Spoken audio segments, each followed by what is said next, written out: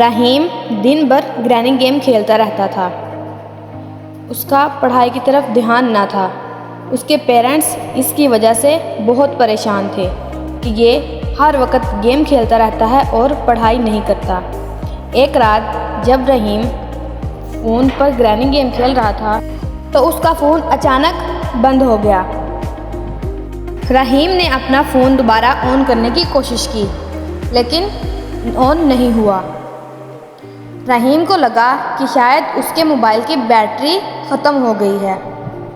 رحیم الماری میں سے چارجر لینے کے لیے اٹھا تو اسے لگا کہ اس کے کمرے کی طرف کوئی آ رہا ہے۔ تو رحیم دروازے میں جا کر دیکھا تو وہاں کوئی نہ تھا۔ رحیم واپس آیا اور اپنا موبائل چارج پہ لگایا اور اسے آن کرنے کی کوشش کی لیکن پھر بھی اس کا موبائل آن نہ ہوا۔ رحیم ابھی فون ٹھیک کر رہا تھا کہ اس کے کمرے کا دروازہ زور سے کھلا اور پھر بند ہو گیا۔ رحیم یہ دیکھ کر تھوڑا گھبرا گیا۔ اس کے بعد اس کو اپنے شیشے کے اندر ایک سایہ دکھائی دیا۔ اندھیرا ہونے کی وجہ سے صاف نظر نہیں آ رہا تھا، اس لیے رحیم شیشے کے پاس گیا۔ جاتے ہی اس کے پاؤں تلے سے زمین کھسک گئی۔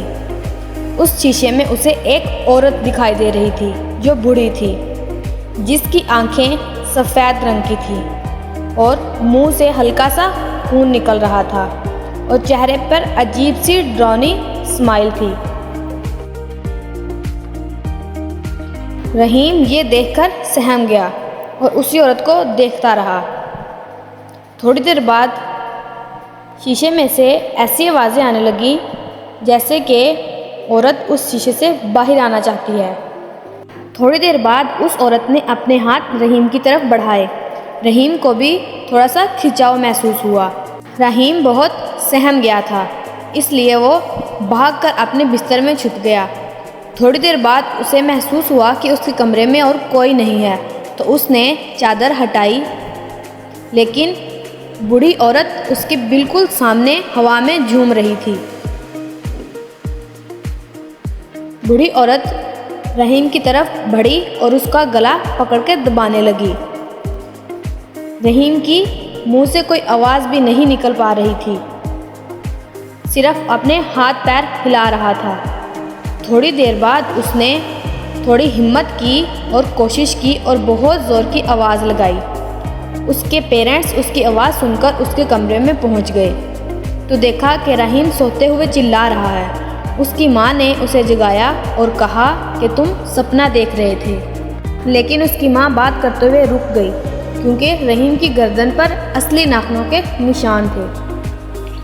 اس کے بعد رحیم نے کوئی بھی ڈراؤنی گیم کھیلنا بند کر دی۔